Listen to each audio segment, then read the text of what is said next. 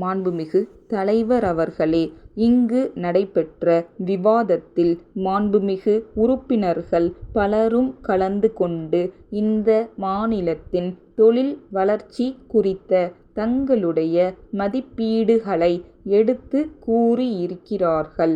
பேசிய உறுப்பினர்கள் அனைவரும் அவரவர்களுடைய தொகுதிகளில் புதிய தொழில்கள் ஆரம்பிப்பதற்கு இருக்கிற வாய்ப்பு வசதிகளை பற்றி விவரமாக தெரிவித்திருக்கிறார்கள்.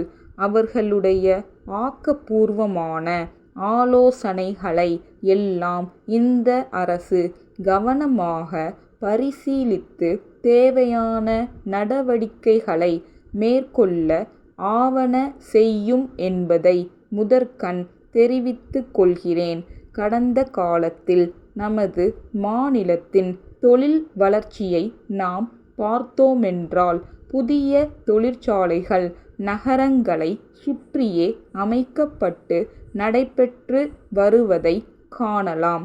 அவற்றை நிறுவியவர்கள் அப்போது இருந்த மின்சார வசதி, மூலப்பொருட்கள் கிடைப்பதற்குரிய வாய்ப்புகள், போக்குவரத்து வசதி ஆகியவற்றை கருத்திற்கொண்டு தொழிற்சாலைகளை நகரங்களுக்கு அருகே துவக்கியிருக்கலாம்.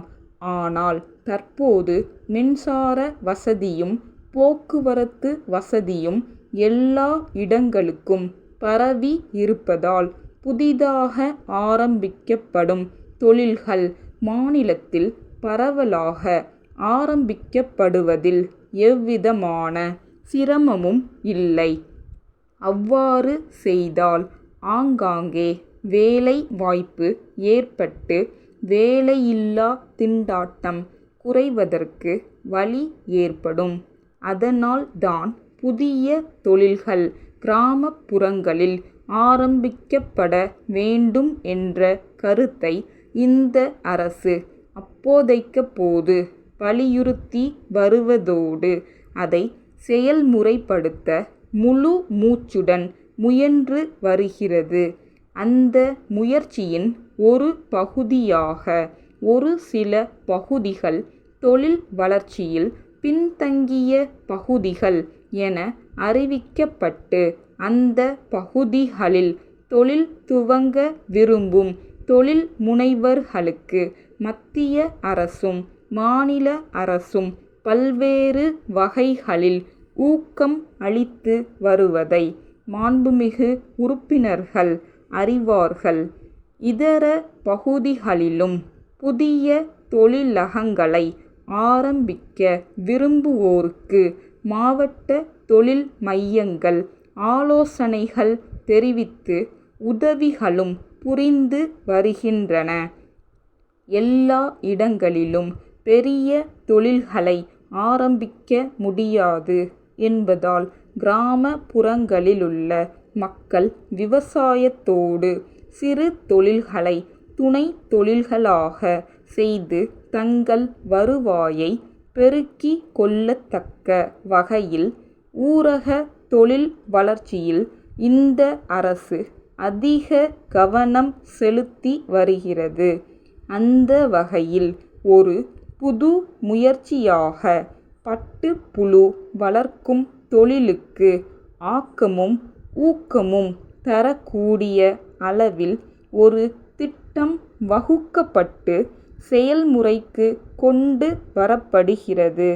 நமது மாநிலத்தில் கைத்தறி நெசவு தொழில் முக்கியத்துவம் வாய்ந்த தொழிலாக இருக்கிறது. வெளிநாட்டினரும் வியந்து பாராட்டத்தக்க முறையில் வனப்புமிக்க பட்டு புடவைகளை நம் மாநிலத்திலுள்ள கைத்தறி நெசவாளர்கள் தயாரிக்கிறார்கள்.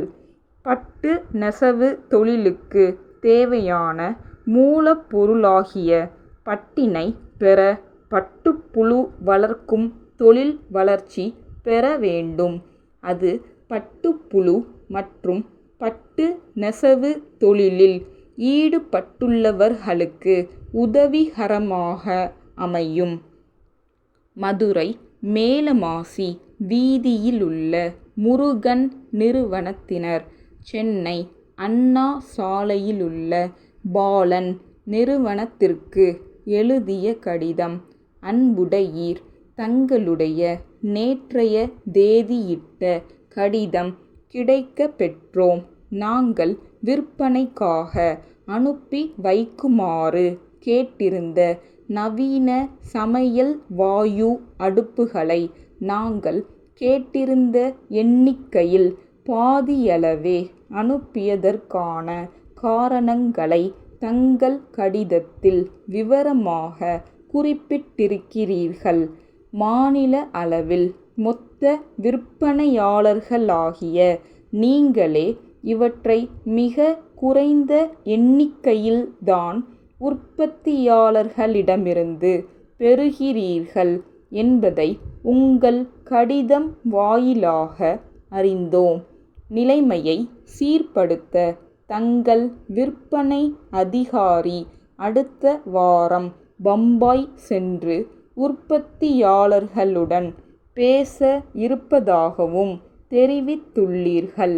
இது சம்பந்தமாக தாங்கள் மேற்கொண்டுள்ள முயற்சியை பாராட்டுவதோடு அதில் வெற்றி பெறுவீர்கள் எனவும் நம்புகிறோம். புதிய பயனீட்டாளர்கள், நீங்கள் மொத்த விற்பனை உரிமை பெற்றுள்ள இந்த வகை அடுப்பின் உயர்தரம், நீடித்த உழைப்பு திறன் ஆகியவற்றை நன்றாக உணர்ந்துள்ளார்கள். ஆகவே அவர்கள் இந்த வகை அடுப்பையே எங்களிடம் அதிகமாக வாங்க விரும்புகிறார்கள். தங்கள் நம்பிக்கையுள்ள